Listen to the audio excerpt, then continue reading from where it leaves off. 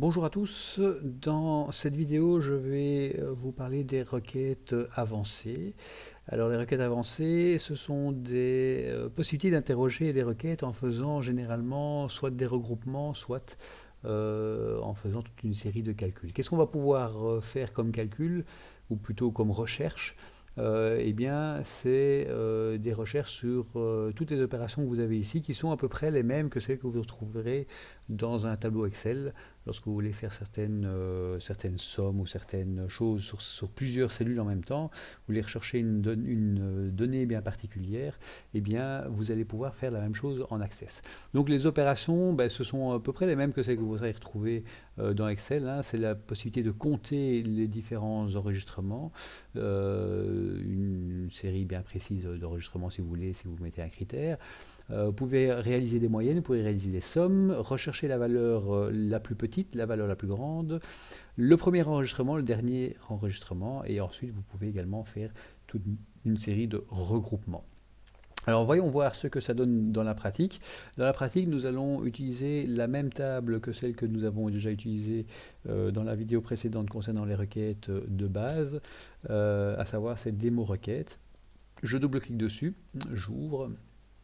Voici mon document. Je vais supprimer la dernière requête que j'ai faite dans la vidéo précédente.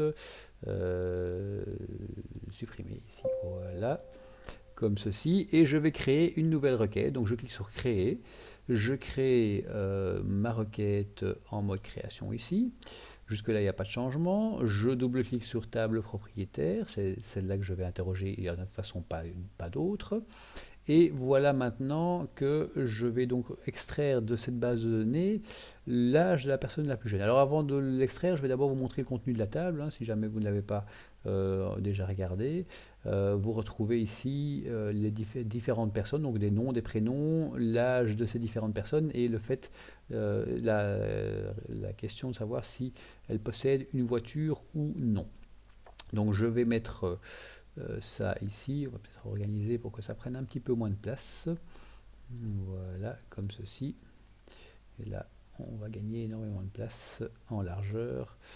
Voilà, comme ceci. Donc je mets ma table ici, comme ça j'ai toujours un œil dessus. C'est souvent intéressant, lorsqu'on réalise une requête, de garder à l'œil le contenu de la table que l'on interroge. Alors première question, choisir l'âge de la personne la plus jeune. Alors, la personne la plus jeune, en gros, c'est d'aller chercher l'information dans la colonne âge, bien évidemment, et l'âge minimum, hein, la valeur minimum dans cette colonne-là. Donc, qu'est-ce qu'on fait? On va prendre l'âge ici, je le fais glisser dans ma requête, et je vais, à partir d'ici, donc, choisir l'âge le plus jeune. Si je fais un affichage maintenant, j'ai tous les âges, hein, on est bien d'accord. Donc, c'est là-dedans que je vais devoir piocher la valeur la plus petite. Alors, comment arriver à faire ça? Eh bien, en faisant apparaître une ligne qui est cachée. Qui est caché dans Access et que vous pouvez faire apparaître en cliquant avec le bouton droit de la souris et en choisissant l'option Toto comme vous avez ici, ou en choisissant le bouton ici Toto que vous avez ici. Et lorsque je réalise ça, vous voyez que apparaît ici à cette hauteur-ci, hein, lorsque je clique plusieurs fois, vous voyez qu'apparaît une ligne supplémentaire qui s'appelle opération, et c'est là que je vais pouvoir choisir mes différentes opérations. Et donc la personne la plus jeune, c'est la valeur minimum de l'âge, donc je clique sur minimum ici, et donc en passant en mode affichage, j'ai donc ici la plus petite valeur qu'on retrouve dans la colonne âge, donc autrement dit l'âge de la personne la plus jeune. Alors forcément, ça marche dans l'autre sens aussi, hein. Si on a forcément max, je clique sur max et j'ai l'âge de la personne la plus âgée dans ma base de données. D'autres opérations possibles, c'est de rechercher l'âge par exemple de la première personne dans la table. Donc la première personne encodée dans la table, c'est ici Dupont Jean.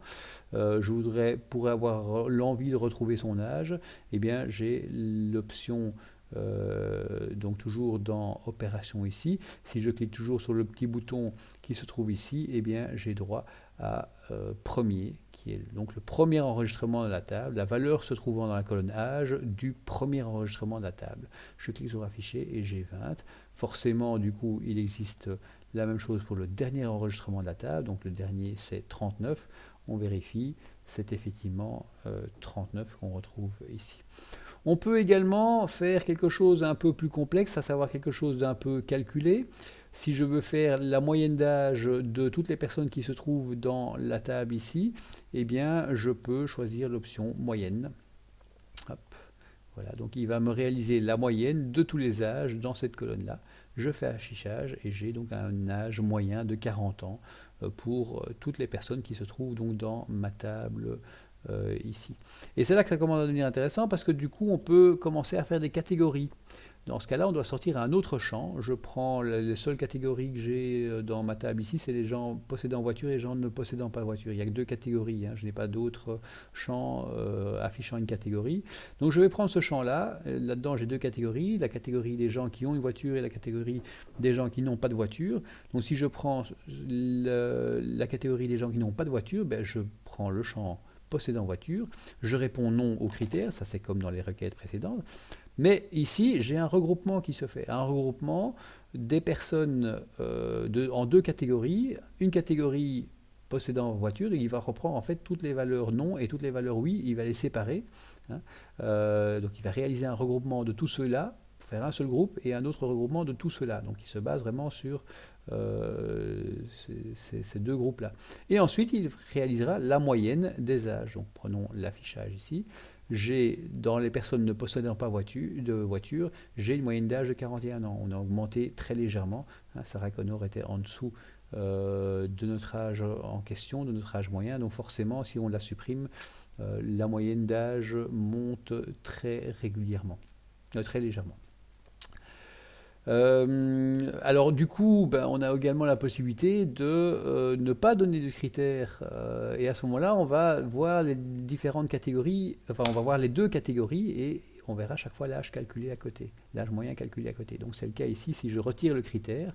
Dans les personnes qui ont la valeur oui au champ, pas s'inquiéter, hein, quand il transforme ça en -1 ou en 1, c'est la popote interne d'accès. Lorsqu'on a dans tous les champs qui ont oui, si on fait la moyenne de toutes les personnes qui ont un oui dans le champ ici, on tombe sur 39, ce qui est vrai. J'ai qu'une seule personne qui a 39 ans effectivement. Donc la moyenne d'âge des personnes possédant une voiture, c'est 39 ans. Et la moyenne d'âge des personnes ne possédant pas une voiture, là il y a un petit souci d'affichage, mais mon ordinateur traîne de nouveau un petit peu. On va attendre qu'il se débloque. On ne devrait pas trop traîner. Et bien, hop, si je vais ici, voilà. Il n'affichait que la fin du chiffre.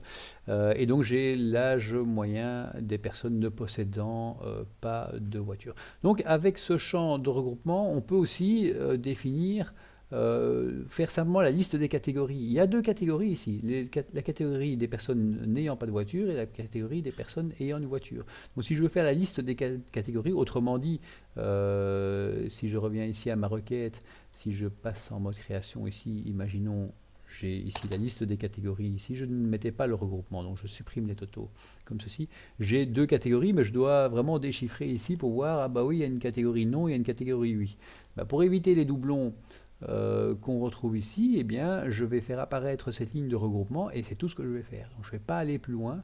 Je vais vraiment faire apparaître uniquement ces deux paramètres-là, enfin ce seul paramètre-là, pardon, et ça va me montrer les différentes catégories qu'il y a. Donc si par exemple dans une école j'ai 5 classes, 6 classes, eh bien il va me faire la liste des 6 classes qu'il y a dans ma table. Donc une démonstration, ici, je clique avec le bouton droit de la souris, je fais Toto, je laisse l'option par défaut ici qui est regroupement, je fais affichage, et donc j'ai une catégorie oui et une catégorie non. Ça permet de supprimer tous les doublons dans une colonne, hein, lorsque vous avez une colonne dans laquelle vous voulez simplement voir toutes les différentes catégories qui existent. Voilà, je vous invite à faire les exercices qui sont basés sur les requêtes avancées de mes différents slides avant de continuer à la suite. Ceci termine donc la vidéo concernant les requêtes avancées.